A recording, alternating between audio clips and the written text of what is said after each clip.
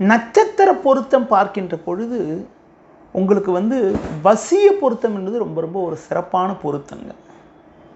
ஒரு பெண்ணுக்கு ஆண் வசிய ராசியாக இருந்தால் வசிய பொருத்தம் உண்டுன்ற ஒரு கருத்து உண்டு. அதுபோல் வந்து ஆண் ராசிக்கு பெண் ராசி வசியமாக இருந்தாலும் வசிய பொருத்தம் உண்டு.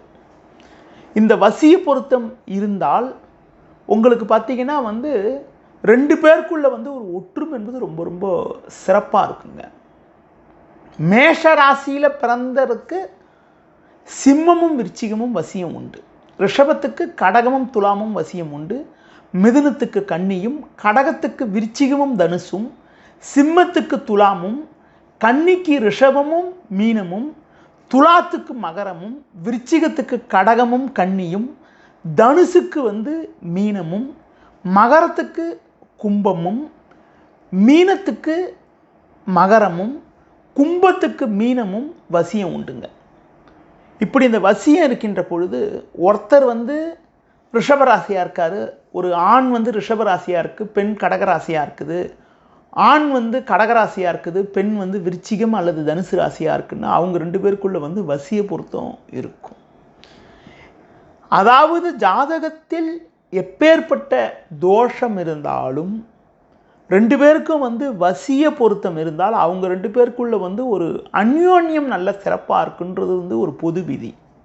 இப்படி அந்யோன்யம் சிறப்பாக இருக்கும் என்ற காரணத்தினால பொதுவாக வந்து ஜாதக ரீதியாக சின்ன சின்ன தோஷங்கள் இருந்தாலும், ஜாதக ரீதியாக தசாபுத்தி சரியில்லாமல் இருந்தாலும் திருமணத்துக்கு பிறகு அவங்க ரெண்டு பேருக்குள்ளே வந்து ஒரு அந்யோன்யம் சிறப்பாக இருக்கும் என்பதனால, ஒருத்தருக்கு ஒருத்தர் வந்து ஒரு வசீகரமான ஒரு அமைப்பு இருக்கும் என்பதனால, ஒரு ஈர்ப்பு சக்தி இருக்கும் என்பதனால ரெண்டு பேருக்குள்ளே வந்து ஒரு ஒற்றுமை என்பது நல்லா இருக்கும்.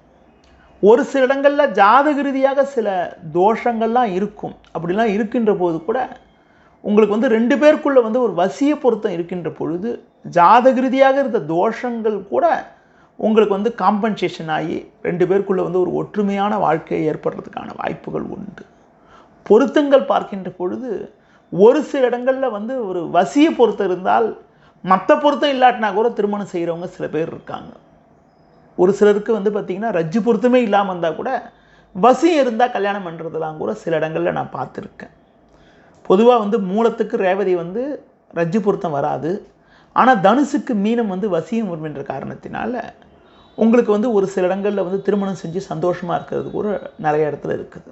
மற்ற பொருத்தங்கள் இல்லாட்டி கூட ஒரு சில இடங்களில் வசியம் இருக்கின்ற பொழுது திருமணம் செஞ்சு சந்தோஷமாக இருக்கக்கூடிய நேயர்கள் நிறைய பேர் இருக்காங்க.